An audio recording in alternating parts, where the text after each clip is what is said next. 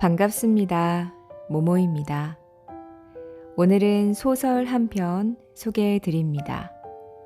2008년에 출간된 한국 현대문학의 대표적인 소설 중 하나고요. 내용은 이렇습니다.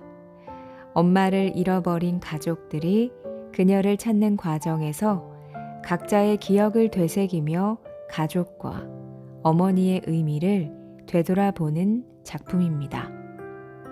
어떤 소설일지 감이 오시나요? 바로 신경숙 작가님의 엄마를 부탁해 준비했습니다. 이 작품은 한국뿐만 아니라 해외에서도 많은 인기를 끌었었고요. 2025년 현재까지도 많은 분들이 기억하고 사랑하는 작품입니다. 소설은 서울역에서 시골에서 올라온 노모가 실종되면서 시작이 됩니다. 가족들은 엄마를 찾기 위해서 전단지를 붙이고 주변을 수소문해보지만 쉽지가 않습니다. 그 과정에서 엄마에 대한 기억이 각 가족 구성원들에 따라 다르게 서술됩니다. 평소에는 당연하게 여겼던 엄마의 존재가 얼마나 중요한지 깨닫게 되죠. 신경숙님의 엄마를 부탁해. 그럼 시작해 볼까요?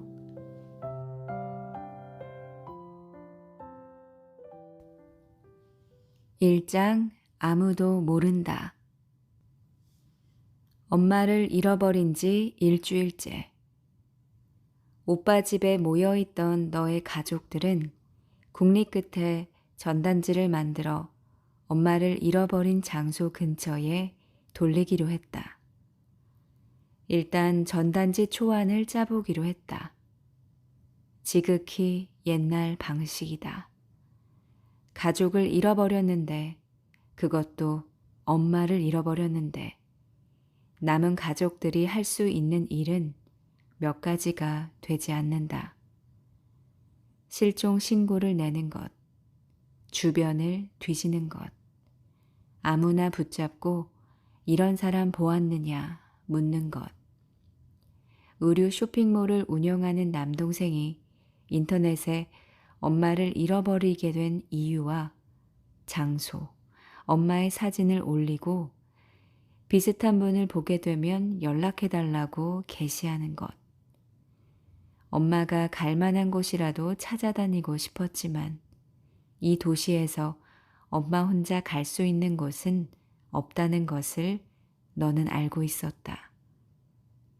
글을 쓰는 사람이니 문안 작성은 네가 해라. 오빠가 너를 지명했다. 글을 쓰는 사람, 너는 해서는 안 될 일을 하다가 들킨 것처럼 귀밑이 붉어졌다. 과연 네가 구사하는 어느 문장이 잃어버린 엄마를 찾는데 도움이 될까? 1938년 7월 24일 생이라고 엄마의 생년월일을 적는데 아버지가 엄마는 1936년생이라고 했다. 주민등록상에만 38년으로 되어 있을 뿐 실제로는 36년생이라는 것이다. 너는 처음 듣는 얘길 거다. 아버지는 그 시절엔 다 그렇다고 했다. 태어나서 100일을 넘기지 못하고 죽는 아이들이 많아서 2, 3년 키워본 다음 호적에 올렸다는 것이다. 38이라는 숫자를 36이라고 고쳐 적으려는데 오빠가 신상 명세서이니 38년생으로 적어야 한다고 했다.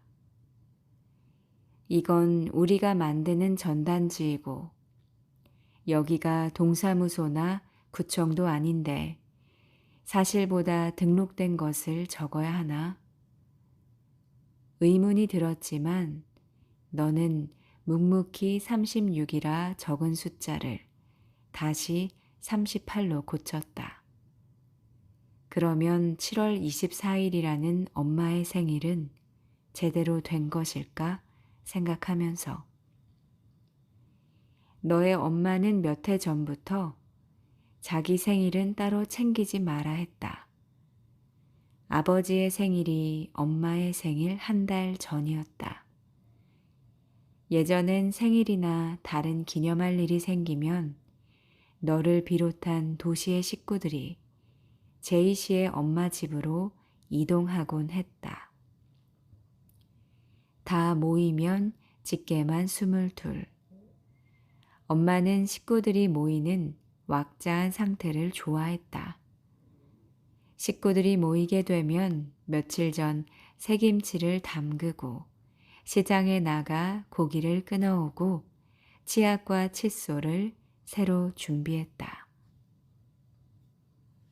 돌아갈 때 한 병씩 나눠주려고 참기름을 짜고 참깨 들깨를 따로 볶아 찧었다. 가족들을 기다릴 즈음 너의 엄마는 동네 사람들이나 시장 통해서 만나는 사람들과 얘기할 때 단연 활기를 띠었고 은근히 자부심이 배어나는 몸짓과 말투를 보였다. 헛간에는 엄마가 철 따라 담가놓은 매실즙이며 산딸기즙이 담긴 크고 작은 유리병들이 즐비했다. 도시의 식구들에게 퍼줄 황석어 젖이며 멸치 속젓이며 조개젓갈들이 엄마의 항아리들을 가득 채우고 있었다.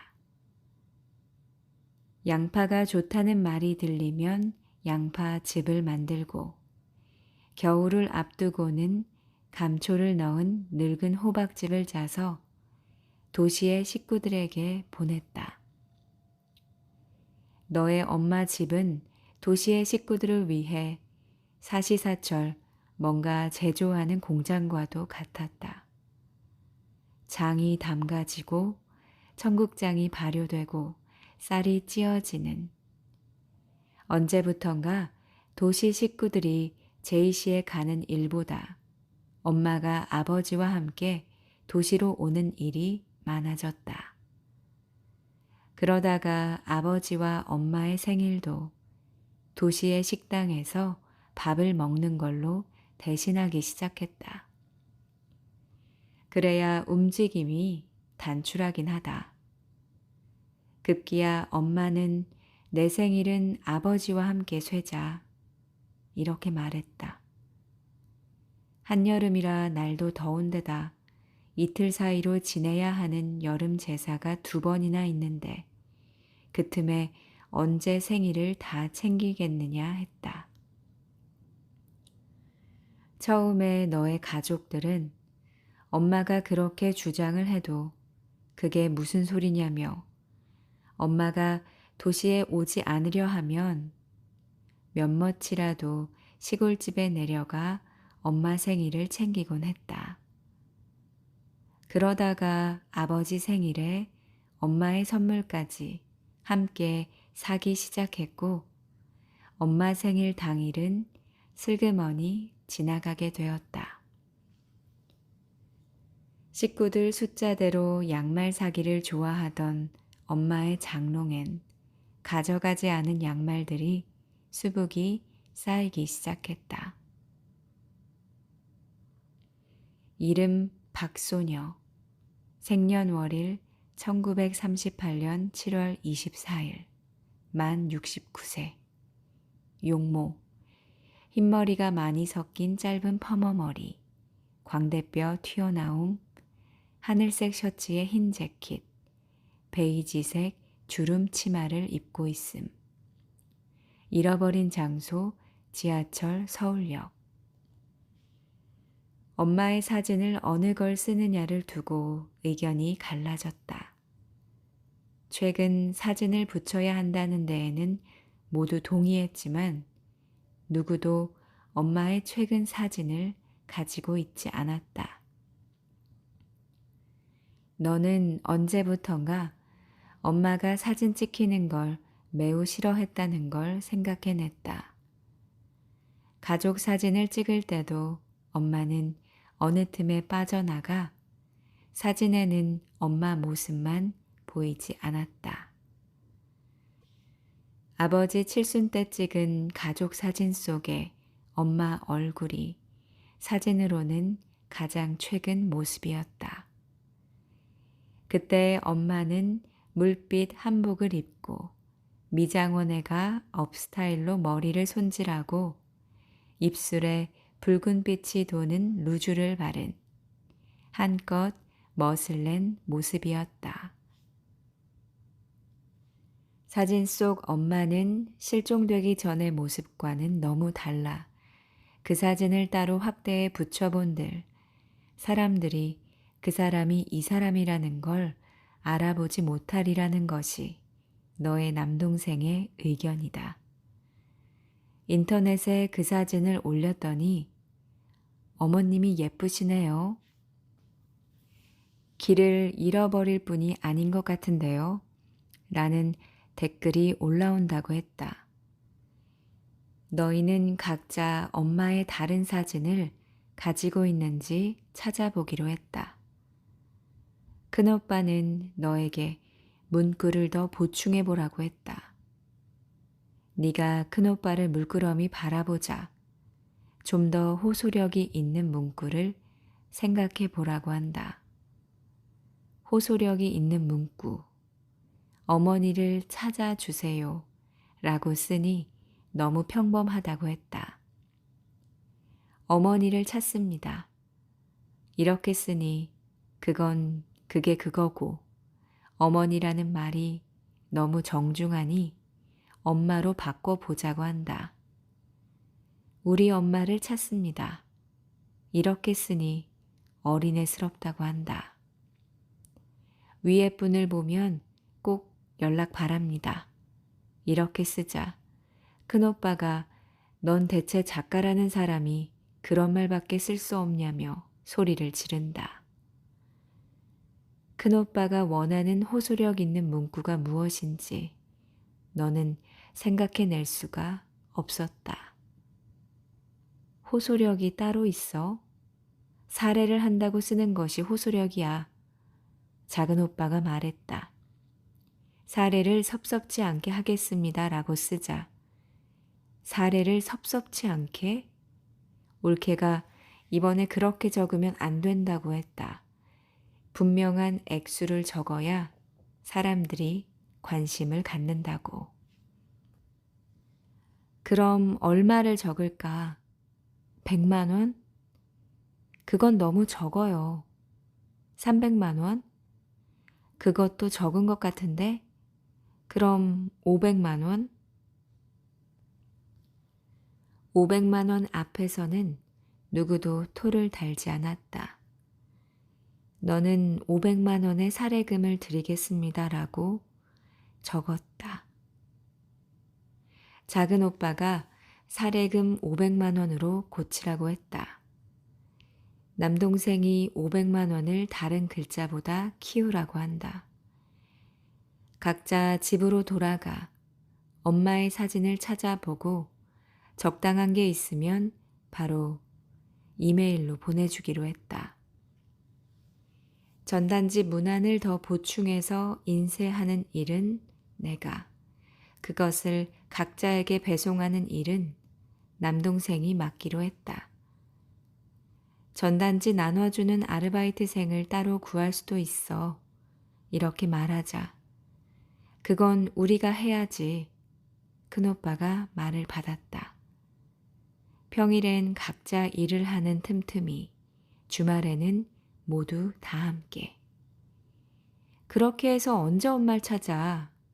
내가 투덜거리자. 큰오빠는 해볼 수 있는 일은 다 하고 있다. 이건 가만히 있을 수 없으니까 하는 일이다. 이렇게 말한다. 해볼 수 있는 일? 신문 광고. 신문 광고가 해볼 수 있는 일에 다야? 그럼 어떻게 할까? 내일부터 모두 일을 그만두고 이 동네 저 동네 다니면서 헤매고 다닐까? 그렇게 해서 엄마를 찾을 수 있다고 보장만 되면 그렇게 할게. 나는 큰오빠와의 실랑이를 그만두었다. 지금까지의 습성. 오빠니까 오빠가 어떻게 해봐. 이렇게 늘 미루는 마음이던 그런 습성들이 이런 상황에도 작동하고 있음을 깨달았기 때문이다. 나의 가족들은 큰오빠 집에 아버지를 두고 서둘러 헤어졌다. 헤어지지 않으면 또 싸우게 될 것이다. 지난 일주일 동안 줄곧 그래왔다. 엄마의 실종을 어떻게 풀어나가야 할지 상의하러 모였다가 너의 가족들은 예기치 않게 지난날 서로가 엄마에게 잘못한 행동들을 들춰내었다. 순간순간 모면하듯 봉합해온 일들이 툭툭 붉어지고 결국은 소리를 지르고 담배를 피우고 문을 박차고 나갔다.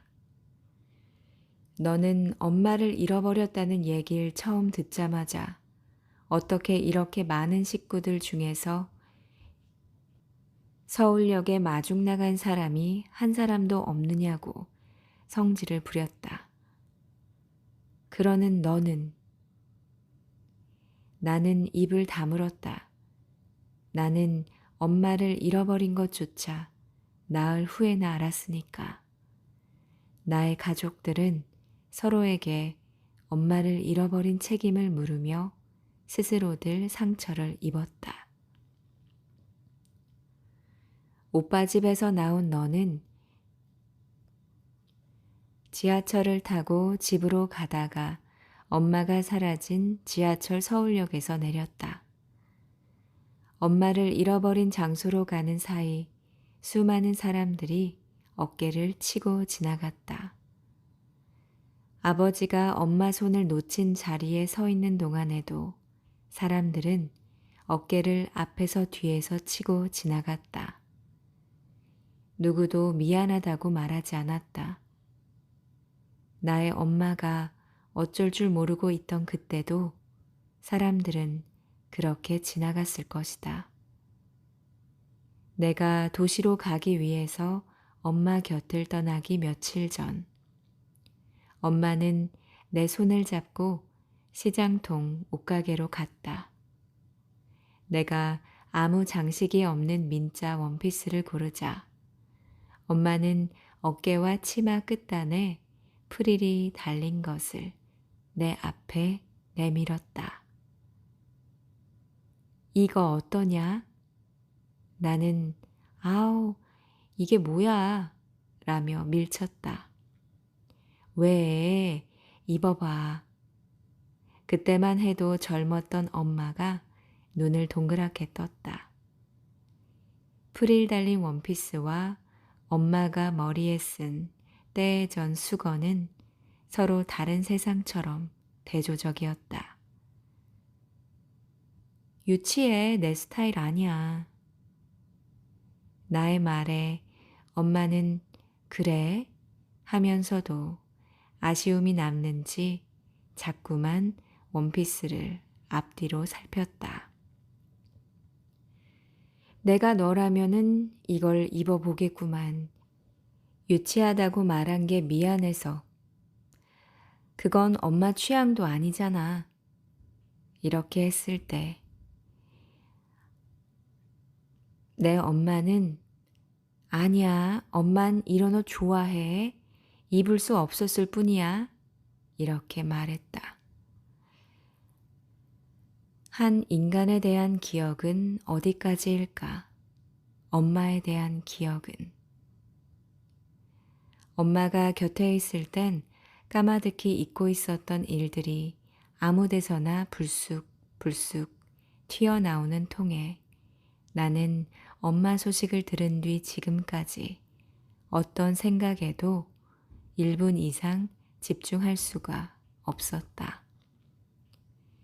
기억 끝에 어김없이 찾아드는 후회들. 그때 그 옷을 입어라도 볼걸. 너는 어쩌면 엄마가 쭈그리고 앉아 있었을지도 모를 자리에 무릎을 접고 앉아 보았다. 기어이 내가 원하는 민자 원피스를 고른 며칠 뒤에 나는 이 서울역에 도착했다.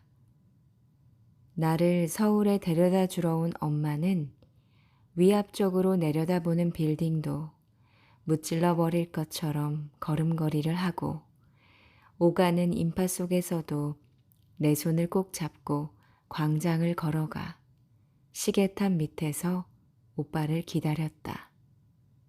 그랬던 엄마가 길을 잃다니 지하철이 들어오는 불빛이 보이자 사람들이 몰려들었다가 앉아있는 내가 거치적거리는지 힐끔거린다. 나는 엄마가 지하철 서울역에서 아버지의 손을 놓친 그때 중국에 있었다. 북경에서 열린 북페어 동료 작가들과 함께 말이다. 나중에 생각해보니 내 엄마를 지하철 서울역에서 잃어버린 그 시간은 북페어의 한 부스에서 중국어로 번역된 내 책들을 들여다보고 있던 때이기도 하다. 아버지는 왜 택시를 타지 않고 지하철을 탔어요? 지하철만 안 탔어도. 아버지는 기차역이 지하철역과 연결되어 있어 굳이 택시를 타러 나가야 하는가 생각을 했다고 한다. 모든 일은, 특히 나쁜 일은 발생하고 나면 되짚어지는 게 있다. 그때 그러지 말았어야 했는데 싶은 것들. 가족들은 왜 다른 때와 달리 아버지, 엄마가 둘이서 작은 오빠 집에 찾아갈 수 있다는 말을 따랐을까? 가족 중 누군가가 서울역이나 고속버스 터미널로 마중 나가는 것이 늘 해오던 당연한 일이었는데 도시에서 어딘가로 이동할 때면 가족들의 승용차 또는 택시를 이용하던 아버지는 왜 그때 지하철을 탈 생각을 했을까? 엄마는 아버지와 함께 막 도착한 지하철을 타려 했다고 한다. 아버지가 지하철을 타고 보니 엄마가 없었다고 한다. 하필 번잡한 토요일 오후였다. 엄마는 인파에 떠밀려 아버지 손을 놓쳤고 허둥지둥 하는 사이에 지하철이 출발해 버린 것이다. 엄마의 가방은 아버지가 들고 있었으므로 너의 엄마가 빈손으로 지하철역에 혼자 남았을 때 나는 북페어에서 나와 천안문 광장으로 가고 있었다. 북경엔 세 번째 걸음인데도 천안문 광장에 발을 디뎌본 적이 없었다. 버스 안에서 승용차 안에서 물끄러미 바라보기만 했던 곳이다. 안내를 맡은 학생은 저녁 때까지 시간이 남으니 천안문 광장에 가보겠느냐고 했고 우리 일행들은 그에 따랐다. 택시를 타고 자금성 앞에 내렸을 때 지하철 서울역에 혼자 남은 우리 엄마는 무엇을 하고 있었을까? 자금성으로 걸어 들어가다가 나의 일행은 되어서 나왔다. 북경은 온 도시가 공사 중이었다. 이듬해 있을 올림픽을 치르기 위해서라고 한다. 자금성도 일부분만 개방하고 공사 중인 데다 곧 문 닫을 시간이었다. 영화 마지막 황제의 늙은 푸이가 어린 시절을 보낸 자금성에 돌아와 어린 관광객에게 보여줄 것이 있다며 옥자에 숨겨놓은 귀뚜라미 상자를 꺼내 보이던 그 장면이 떠올랐다. 뚜껑을 여니 그때까지도 살아있던 푸이가 어린 시절 가지고 놀던 귀뚜라미. 내가 천안문 광장으로 건너가려던 그때에 나의 엄마는 어깨를 치고 지나가는 인파 속에 우두커니 서 있었을까? 누군가 데리러 오기를 기다렸을지도 모른다. 자금성과 천안문 광장을 이어주라는 길들도 공사 중이었다. 광장은 바로 앞에 보였지만 복잡한 미로를 통과하고 또 통과한 뒤에야 그곳에 설 수 있었다. 내가 천안문 광장 하늘에 떠 있는 연두를 보고 있었을 때 엄마는 지하도에서 체념한 듯 주저앉으며 내 이름을 불렀을지 모른다. 천안문에 철문이 열리고 일개 분대는 될 듯한 공안원들이 다리를 높이 들며 행진하며 오성홍기를 내리는 걸 구경하고 있을 때 엄마는 지하철 서울역 구내의 미로를 헤매고 다녔을 것이다. 그때 엄마를 보았다는 역 구내 사람들의 증언이 그것을 뒷받침한다. 그들은 엄마로 추정되는 한 나이든 여인이 아주 천천히 걷고 있는 걸, 간혹 주저앉아 있는 걸, 에스컬레이터 앞에 하염없이 서 있는 걸 보았다고 했다. 엄마인 듯한 한 늙은 여인이 오래 역에 앉아 있다가 도착하는 지하철을 타는 걸 봤다는 사람도 있었다. 엄마가 어디론가 사라진 그 밤에 일행들과 밤 택시를 타고 북경의 휘황한 먹자거리에 나가 붉은 불빛 아래서 56도쯤 되는 중국술을 맛보며 붉은 기름에 볶은 뜨거운 게 요리를 나는 먹고 있었던 것이다. 아버지가 다음 정거장에서 내려 엄마와 헤어진 지하철 서울역으로 다시 가보았지만 엄마는 없었다고 했다. 아무리 지하철을 못 탔기로 어떻게 길을 잃을 수 있어요. 안내판이 다 붙어 있는데. 공중전화로 전화 한 통만 걸면 되는데. 올케는 지하철을 타지 못했다는 엄마를 보고 아들 집도 찾지 못하냐며 분명히 엄마에게 다른 일이 생긴 거라고 했다. 다른 일? 그것은 엄마를 어떻게든 예전의 엄마로 여기고 싶은 사람의 마음이다. 엄마는 길을 잃을 수 있어. 언니도 알잖아. 엄마가 어떤 상태인지. 올케는 나는 모르는데요 하는 표정을 짓는다. 가족은 알고 있다. 엄마가 어떤 상태인지. 엄마가 이대로 돌아오지 못할 수도 있다는 것을. 엄마가 글을 읽을 줄 모른다는 것을 나는 언제 알았을까?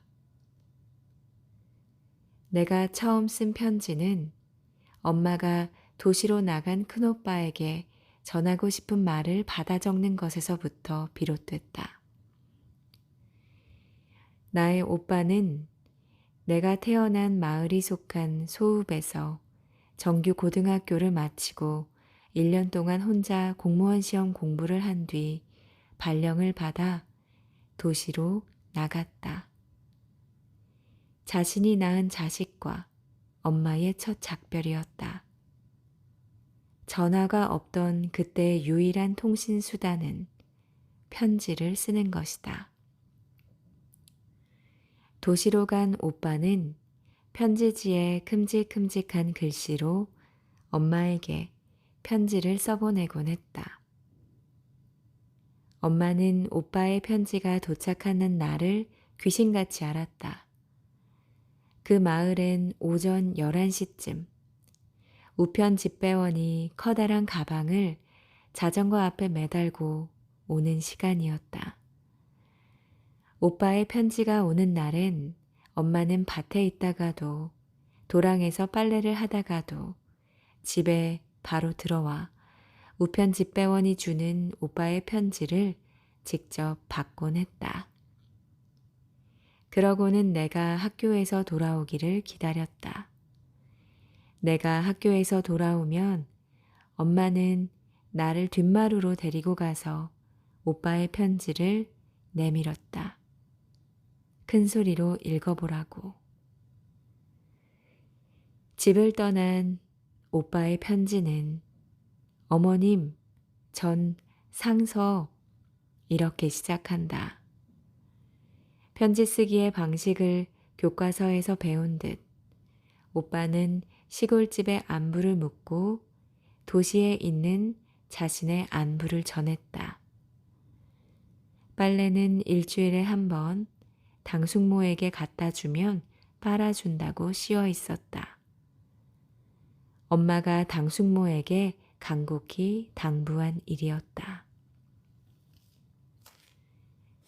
밥은 잘 사 먹고 있고 동사무소 숙직실에서 숙식을 하기도 하고 숙소도 새로 얻었으니 염려하지 말라고 했다. 오빠는 이 도시에 나오니 무엇이든 다 이룰 수 있을 것 같고 하고 싶은 일도 많다고 썼다. 꼭 성공해서 언젠가는 엄마를 편하게 해줄 것이라고 포부를 밝히기도 했다. 20살이던 오빠는 능청스럽고 늠름하게도 그러니 어머님 제 걱정은 마시고 아무쪼록 어머님 건강을 챙기셔야 합니다. 이렇게 당부했다.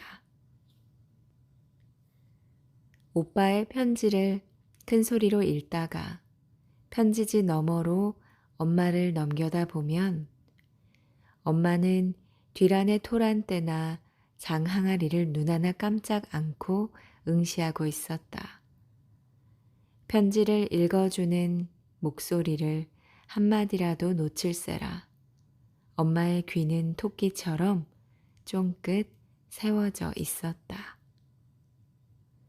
편지를 다 읽고 나면 엄마는 엄마가 부르는 말을 편지지에 적으라고 했다. 엄마가 불러주는 첫 마디는 형철이에게 였다. 형철은 큰오빠 이름이다. 엄마가 불러주는 대로 형철이에게 라고 오빠 이름을 적었다. 엄마가 마침표를 찍으라고 하지 않았지만 이름 뒤에 점 하나를 찍었다. 엄마가 형철아 라고 부르면 나는 형철아 느낌표를 적었다. 할 말을 잊은 듯이 엄마가 형철아 부른 뒤 침묵을 지키면 나는 쏟아지는 단발머리를 귀 뒤로 넘기고 볼펜을 든 채로 귀를 쫑긋 세우고 편지지를 들여다보면서 엄마의 다음 말을 기다렸다. 날씨가 차졌구나. 이렇게 불러주면 나는 날씨가 차가워졌구나 라고 썼다. 형철이에게 라고 불러준 뒤 엄마의 다음 말은 거의 날씨에 관한 것이었다. 여긴 봄이 와서 꽃이 피었구나. 여름이 시작돼서 논바닥이 갈라지기 시작했구나. 추수철이라 논두둑에 콩이 가득이다. 엄마가 사투리를 쓰지 않을 때는 오빠에게 전할 말을 불러줄 때뿐이었다.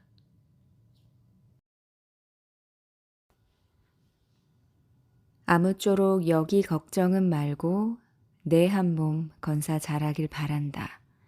어미가 바라는 것은 그것뿐이다. 형철이에게로 시작한 엄마의 말은 아무 도움도 되지 못해 엄마가 미안하다로 감정의 급물살을 탔다. 편지지에 또박또박 엄마의 말을 받아 적을 때 엄마의 손등엔 굵은 눈물이 툭 떨어지곤 했다. 엄마가 불러주는 마지막 말은 늘 똑같았다. 아무쪼록 밥은 굶지 말고 다니거라.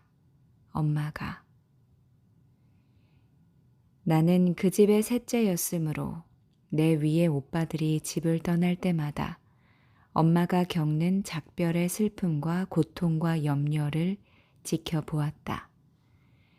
큰오빠를 보내고선 엄마는 새벽마다 장독대에 장 항아리를 닦았다.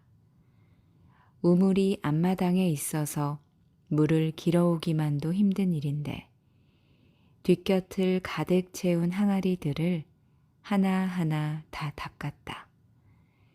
뚜껑도 열어 앞뒤로 윤이 나도록 닦았다. 행주질을 하는 엄마의 입에서는 노래가 흘러나왔다. 당신과 나 사이에 저 바다가 없었다면 쓰라린 이별만은 없었을 것을. 손은 연방 찬물에 행주를 담갔다가 꺼내고 비틀어 짜고 항아리를 여러 군데 오가느라 바쁘다. 엄마 입에서는 어느 날 당신이 나를 버리지 않겠지요가 흘러나왔다. 그때 내가 엄마 하고 부르면 뒤돌아보는 엄마의 우직한 소 같은 눈엔 눈물이 그렁그렁 고여 있었다. 어느 항아리 앞에서 엄마가 형철아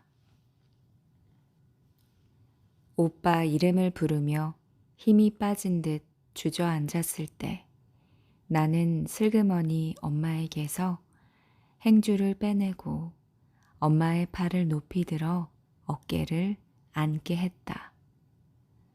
엄마가 큰오빠를 사랑하는 방식은 학교에서 야간 자습을 마치고 돌아온 오빠에게만 라면을 끓여주는 일이었다. 내가 가끔 그에게 그때 이야기를 하면 라면 가지고 뭘 그래 라고 응수했다.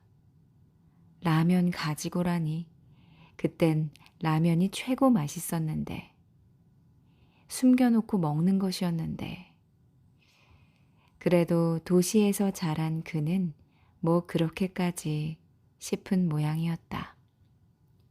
새로 등장한 라면은 그동안 엄마가 만들어준 모든 음식의 맛을 무력화시켰다. 엄마는 새로 나온 라면을 사다 장독의 빈 항아리에 숨겨놓고 늦은 밤에 큰오빠에게만 끓여주고 싶어 했다. 라면 끓이는 냄새 때문에 나를 비롯한 다른 형제들이 일제히 눈을 떴다. 그 밤에 라면 냄새 때문에 잠을 깬 나와 형제들에게 엄마는 너희들은 그냥 자거라 이렇게 말하면 우리 형제들은 막 라면을 입에 넣으려는 큰오빠를 일제히 바라보았다.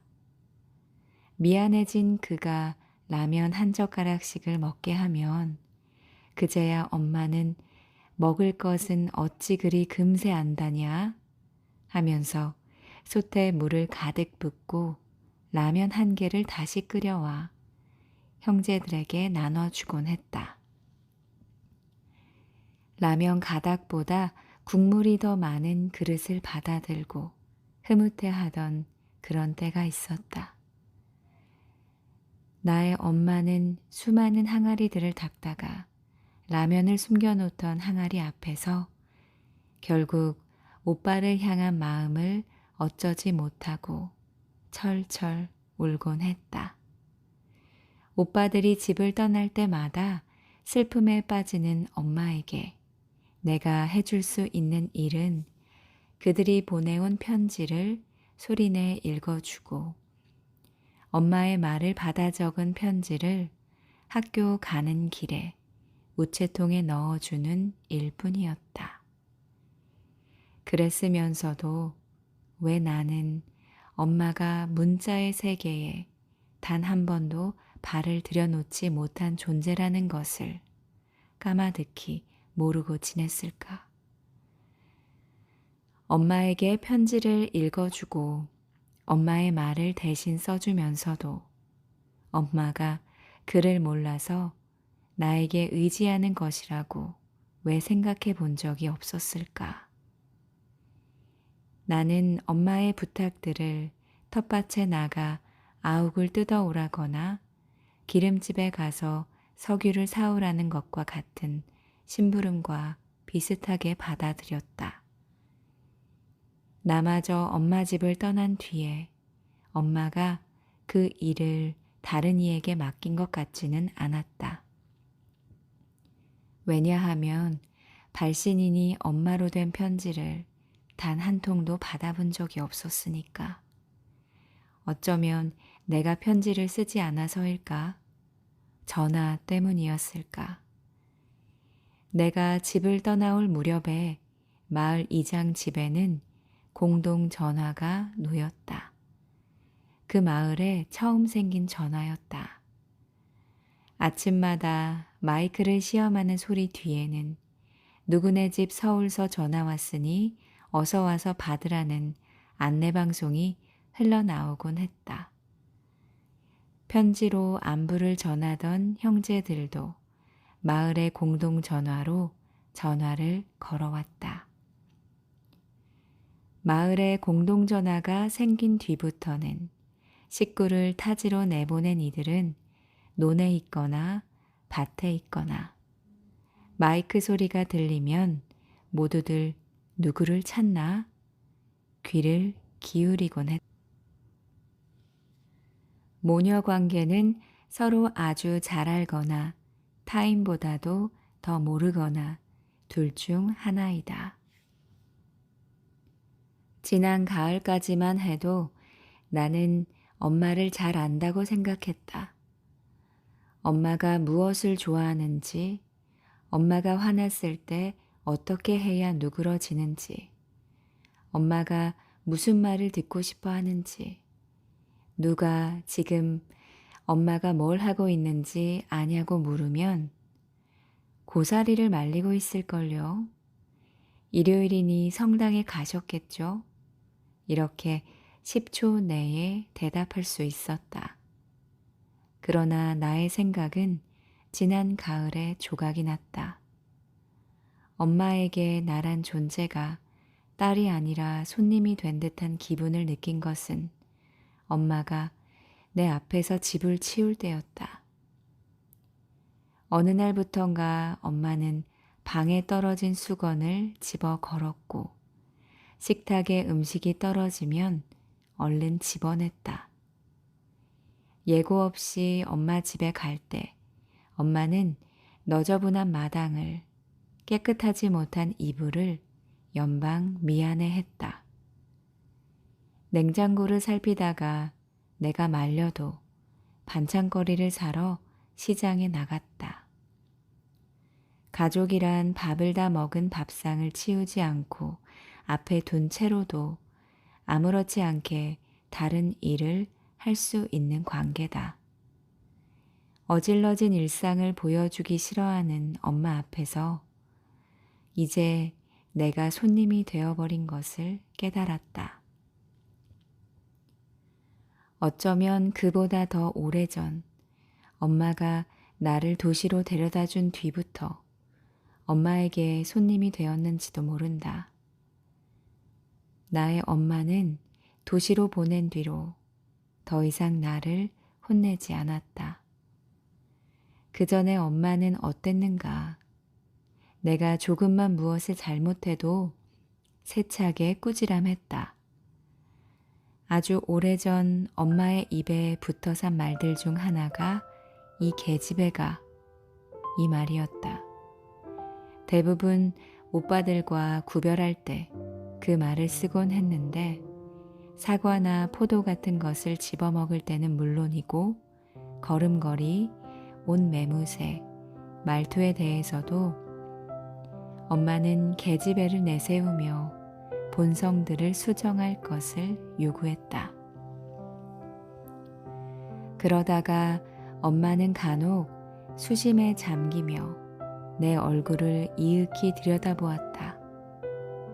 풀먹인 이불 호청을 판판하게 하기 위해서 양끝을 맞잡아 당겨야 하는데 상대가 없어 어린 나를 마주 앉힐 때나 밥을 뜸들이기 위해서 나에게 재래식 부엌에 아궁이에 불쏘시개를 집어넣게 할 때 엄마는 어두운 얼굴로 나를 바라보곤 했다.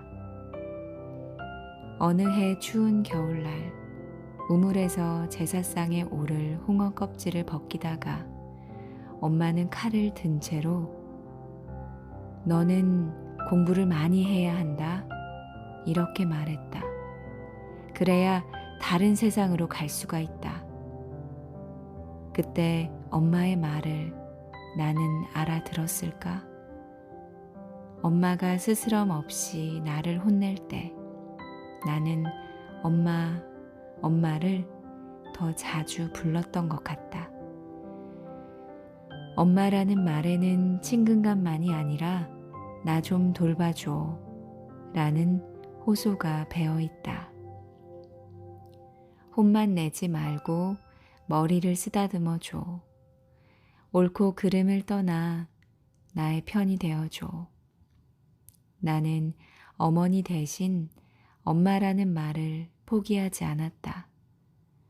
엄마를 잃어버린 지금까지도 엄마라고 부를 때의 나의 마음에는 엄마가 건강하다고 믿고 싶은 마음도 섞여 있었다. 엄마는 힘이 세다고, 엄마는 무엇이든 거칠 게 없으며, 엄마는 이 도시에서 네가 무언가에 좌절했을 때 그때마다 수학이 저편에 있는 존재라. 이제는 내가 집에 간다고 하면 할 일이 많아질 엄마를 편하게 해주기 위해서였다. 아니, 마음과는 달랐다. 엄마 집은 내가 그날 이른 아침에 비행기를 타고 갔던 피시에서는 먼 거리였다. 이른 아침 비행기를 타기 위해서 첫 새벽에 머리를 감고 집을 나설 때만 해도 나는 제이시로 엄마를 보러 갈 생각을 하지 않았다. 피시에서 제이시로 가는 길은 오피스텔이 있는 도시에서 바로 가는 것보다 교통이 더 불편하고 길도 멀었다. 나도 예기치 않은 일이었던 것이다. 내가 집에 다다랐을 땐 대문이 열려 있었다. 현관문도 열려 있었다. 도시에서 다음 날 그와 점심 약속이 있었기 때문에 나는 밤기차를 타고 돌아갈 생각이었다. 내가 태어난 곳이지만 엄마의 집이 있는 마을은 이제 나에게 낯선 곳이다. 어린 시절을 보낸 흔적이래야 도랑의 팽나무들 몇 그루 남아있는 게 전부이다. 세 그루의 팽나무는 고목이 되어 아직도 그 자리에 서 있다. 그래서였을 것이다. 나는 엄마 집에 갈 적이면 큰 도로가 있는 길을 두고 팽나무가 있는 도랑 쪽으로 길을 잡곤 했다. 거기로 가면 집으로 들어가는 뒷문이 나왔다. 오래전엔 작은 문 바로 앞에 마을 공동 우물이 있었다. 집집마다 상수도가 설치되면서 우물은 자연스럽게 메워졌으나 그 우물을 기록하는 나는 작은 문으로 들어가기 전 문득 우물이 있던 자리에 잠깐 서 있었다. 완강한 시멘트를 발로 툭툭 차거려 보기도 했다. 예전에 그곳에 마르지 않는 우물이 있었던 것이 사실일까? 마음이 야릇해졌다. 이 골목의 사람들을 다 먹여 살리고도 항상 찰랑찰랑 물이 고여있던 그 우물은 저 캄캄한 속에서 어쩌고 있을까? 나는 그 우물이 메워지는 걸 보지 못했다. 어느 날 모처럼 엄마의 집에 가보니 우물은 사라지고 시멘트 길이 나 있었다. 아직도 시멘트 저 아래에는 물이 찰랑찰랑 고여 있으리란 상상을 거두지 못하는 것은 우물이 메워지는 걸 내 눈으로 보지 못해서일 것이다. 메워진 우물 위에서 잠시 서성이다가 작은 문 안으로 들어서며 엄마 하고 불렀는데 아무 대답이 없었다. 막 기울기 시작한 가을볕 서양집 마당에 가을볕이 가득 차 있다. 집 안으로 들어가 살폈지만 거실에도 방에도 엄마는 없었다. 집안은 어수선했다. 식탁 위 물병 뚜껑은 열려 있고 물컵은 개수대에 놓여 있었다. 거실 바닥에 깔린 돗자리엔 걸레바구니가 엎어져 있었고 소파엔 아버지가 벗어놓은 듯 때 묻은 셔츠가 팔을 벌리고 걸려 있었다.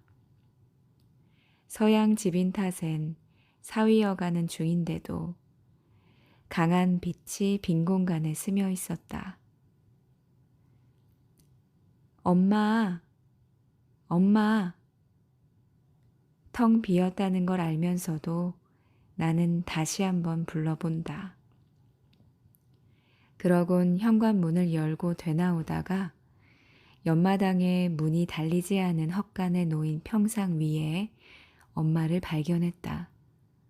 엄마는 평상에 누워 있었다. 엄마 하고 불렀지만 대답이 없었다. 신발을 고쳐 신고 엄마를 바라보며 헛간 쪽으로 걸어갔다. 헛간에선 마당을 내다볼 수 있었다. 오래전 그곳에서 엄마는 누룩을 빚곤 했다. 헛간 옆에 돼지막을 터놓아서 헛간은 제법 쓸모있게 변했다. 벽에 선반을 달아 이제 사용하지 않는 부엌 살림을 쌓아놓았고 그 아랜 엄마가 담근 것들이 유리병에 담겨 놓여 있었다. 오래된 평상을 헛간에 옮겨놓은 건 엄마였다. 옛집이 허물리고 양옥집이 지어지면서 입식 부엌에서는 편하게 하지 못하는 부엌 일들을 엄마는 그곳에서 하곤 했다. 김치를 담그기 위해서 붉은 고추를 틀에 넣고 간다든지, 들쑥날쑥한 콩대를 베어와 앞뒤로 뒤져가며 찾아낸 콩을 깐다든지, 고추장을 담근다든지, 김장 배추들을 간한다든지, 메주콩을 말린다든지, 헛간 옆에 개집이 텅 비어 있다. 개줄이 풀린 채 땅바닥에 널려 있었다. 그제야 엄마 집에 들어섰을 때 개의 기척이 없다는 것도 깨달았다. 눈으로는 개를 찾으며 엄마 곁에 갔는데 엄마는 기척이 없었다. 엄마는 방금 전까지 볕에 말릴 호박을 썰고 있었는데 도마와 칼과 호박이 밀쳐져 있고 낡은 대바구니엔 고만고만하게 썰린 호박들이 담겨 있었다. 처음에는 엄마가 잠들었나? 그런데 엄마는 낮잠을 자는 분이 아니었다는 생각에 엄마의 얼굴을 들여다보았다. 엄마는 이마에 손등을 얹고서 무언가를 참기 위해 안간힘을 쓰고 있었다. 엄마의 입술은 벌어져 있고 어찌나 이마를 강하게 찌푸렸는지 미간에는 굵은 철사 같은 주름이 져 있었다. 엄마! 내가 불러도 엄마는 눈을 뜨지 않는다. 엄마! 내가 엄마 앞에 무릎을 꿇고 엄마를 마구 흔들자 엄마가 실 눈을 뜬다. 눈이 붉게 충혈되고 이마에 땀방울이 송골송골 맺혀 있었다. 내 엄마는 내가 누군지 모르는 것 같았다. 고통에 짓눌린 채 엄마의 얼굴이 처참하게 일그러져 있었다. 보이지 않는 어떤 음흉한 것이 엄마의 머리를 찍어내리고 있지 않음에야 지을 수 없는 표정이다. 그러더니 엄마는 다시 눈을 감았다.